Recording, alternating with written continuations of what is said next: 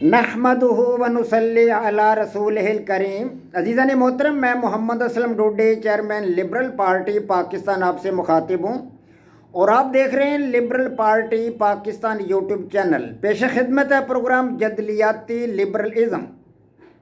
عزیزان محترم، ہمارا آج کا موضوع ہے سماجی مسائل کے حل کی طرف پہلا قدم، محمد اسلم ڈوڈی یعنی میرا تخلیق کردہ متوازن طرز فکر، اور آج کا عنوان ہے جذبہ کی بناوٹ۔ عزیزان محترم، میں آپ حضرات کے سامنے واضح طور پر یہ بات بتا چکا ہوں کہ دنیا کے تمام الہامی مذاہب، غیر الہامی مذاہب اور انتظامی مذاہب دنیا کے سماجی مسائل حل کرنے میں ناکام ہو چکے ہیں، لہٰذا دنیا کو ایک جدید ترین آئیڈیالوجی یا نظریہ حیات کی اشد ضرورت ہے۔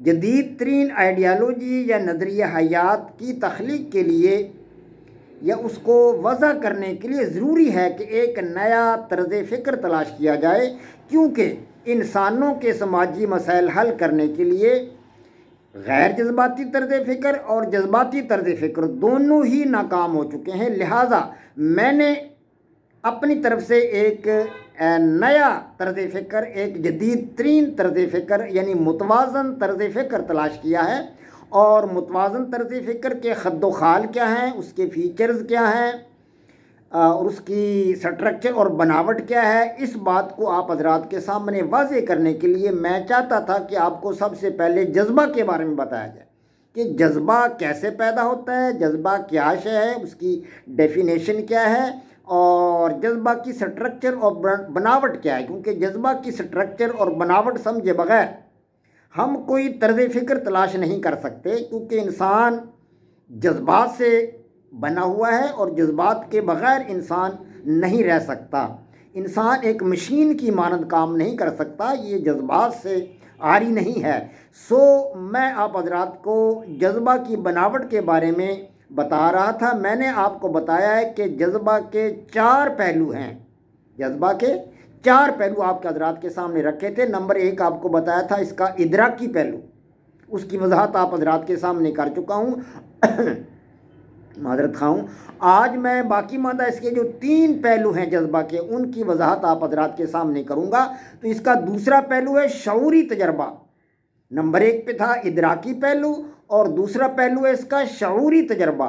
تو عزیزان محترم، شعوری تجربہ جو ہے جذباتی کیفیت کے دوران خوشی اور ناخوشی کے احساس سے پوری طرح باخبر رہتا ہے، یعنی انسان جو ہے مکمل طور پر باخبر رہتا ہے۔ جذباتی کیفیت میں خوشی محسوس کرتا ہے یا وہ ناخوشی محسوس کرتا ہے، انسان کو اس کا پورا پورا ادراک ہوتا ہے، پورا پورا احساس ہوتا ہے۔ مثال کے طور پر پھولوں کی خوشبو، انسان جب سونگھتا ہے، کسی باغیچہ میں جاتا ہے، گارڈن میں جاتا ہے، جا بجا پھول کھلیں تو پھولوں کی خوشبو کو محسوس کرتا ہے اور اس سے اس کو خوشی کا احساس اس کے اندر پیدا ہوتا ہے، اس کے دل میں، اور وہ اپنی محبت یعنی فرد جس سے محبت یا نفرت کرتا ہے، اس کی محبت یا نفرت کو ایک شعوری واردات کے طور پر محسوس بھی کرتا ہے۔ کسی کے بارے میں اس کے دل میں محبت پیدا ہوتی تو اس کے اندر ایک شعوری واردات پیدا ہوتی محبت کی، اس کا جی چاہتا ہے کہ اس کی گلی کی طرف جاؤں، اس کے گھر کی طرف جاؤں، اس کا چہرہ دیکھوں، اسے ملاقات کروں، اسے باتیں کروں۔ اور جس سے نفرت ہوتی ہے اس کے بارے میں بھی شعوری واردات انسان کے دل میں گزرتی ہے، اسے نفرت کا احساس پیدا ہوتا ہے، اسے دوری کا احساس پیدا ہوتا ہے۔ تو یہ ہے شعوری تجربہ، دوسرا پہلو جو ہے جذبہ کا۔ جذبہ کا تیسرا پہلو ہے عضویاتی پہلو۔ عضویاتی پہلو، اس سے مراد وہ عمل ہے جو اعضاء میں شدید ارتعاش یا اشتعال پیدا کرتا ہے اور اس کی وجہ سے کئی قسم کی جسمانی تبدیلیاں رونما ہوتی ہیں۔ مثال کے طور پر خوشی کے موقع پر آنکھوں میں چمک کا پیدا ہو جانا، غم کے موقع پر آنکھوں میں آنسوؤں کا آ جانا، چہرے کا رنگ بدل جاتا ہے اس قسم کی صورتحال میں، جلد کی رنگت بدل جاتی ہے، اسی طرح خون میں شکر کی مقدار گھٹتی ہے یا بڑھتی ہے۔ یعنی عضویاتی پہلو جو مطلب ہے جب عمل کر رہا ہوتا ہے، جب یہ عمل وقوع پذیر ہوتا ہے تو جلد کی رنگت بدل جاتی ہے، چہرے کی رنگت بدل جاتی ہے، خون میں شکر کی مقدار گھٹتی ہے یا بڑھتی ہے، دل کی دھڑکن تیز ہو جاتی ہے یا سست ہو جاتی ہے، آنکھ کی پتلی کا سائز جو ہے وہ بدل جاتا ہے، غصہ کی صورت میں بہت پھیل جاتا ہے، پتلیاں پھیل جاتی ہیں، اور آنکھ کی پتلی کا سائز بدلنے کے ساتھ ساتھ جلد کا درجہ حرارت جو بدل جاتا ہے، یا کم ہو جاتا ہے یا زیادہ ہو جاتا ہے، رونگٹے انسان کے کھڑے ہو جاتے ہیں۔ اسی طرح جو معدہ کے اندر جتنے بھی رطوبات خارج ہوتی ہیں معدہ سے، ان کی کوالٹی بدل جاتی ہے، ان کی مقدار بدل جاتی ہے، کم ہو جاتی ہے یا زیادہ ہو جاتی ہے۔ غم کی صورت میں وہ مطلب کم ہو جاتی ہے، خوشی کی صورت میں وہ زیادہ ہو جاتی ہے۔ یہ مطلب ہے صورتحال ہوتی ہے۔ اس طرح جو بلڈ پریشر کم ہو جاتا ہے یا زیادہ ہو جاتا ہے، سانس کی رفتار بھی کم یا زیادہ ہو سکتی ہے۔ تو یہ صورتحال ہوتی ہے عضویاتی پہلو کے دوران۔ تو یہ 3 پہلو ہو گئے۔ چوتھا اور آخری پہلو ہے کرداری پہلو، جذبے کا کرداری پہلو۔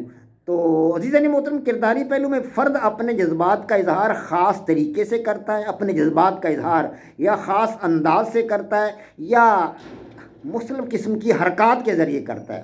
اسے جذبات کا کرداری یا اظہار یا کرداری پہلو کہتے ہیں، یعنی جذبات کا کرداری اظہار کہتے ہیں یا اس کو جذبات کا کرداری پہلو کہتے ہیں۔ مثال کے طور پر انسان کسی بھی خوشی کے موقع پر یا کسی اور موقع پر کہکا لگا دیتا ہے انسان، یہ اس کا ایک عمل ہے، یہ اس کا ایک کردار ہے، کرداری پہلو ہے۔ یا کسی کو مطلب ہے غصے کی حالت میں انسان کسی کو مارنے دوڑتا ہے، یا غصے کی حالت میں چیزوں کو توڑ پھوڑ دیتا ہے۔ تو یہ جس قسم کے وہ عمل کا اظہار کرتا ہے، خوشی کا اظہار کرتا ہے یا غم کا اظہار کرتا ہے یا غصے کا اظہار کرتا ہے یا کسی سے نفرت کا اظہار کرتا ہے یا کوئی مطلب ہے عداوت کا اظہار کرتا ہے، یہ سارے کے سارے جس طرح وہ اظہار کرتا ہے وہ سارے کا سارا کہلائے گا کرداری پہلو۔ تو گویا کہ اب غصے کے 4 پہلو ہو گئے جو میں آپ کو ان کے بارے میں مطلب ہے بریف سا اسکیچ ان کا دے چکا ہوں۔ نمبر 1 تو ہے ادراکی پہلو، اور نمبر 2 ہے شعوری تجربہ، اور نمبر 3 پہ آتا ہے عضویاتی پہلو، اور نمبر 4 کرداری پہلو۔ یہ جذبہ کی تشکیل کرتے ہیں چاروں پہلو، جذبہ کی بناوٹ کے مطلب ذمہ دار ہیں، اور یہی چاروں پہلو جو ہیں جذبہ کو جو ہے وہ تخلیق کرتے ہیں۔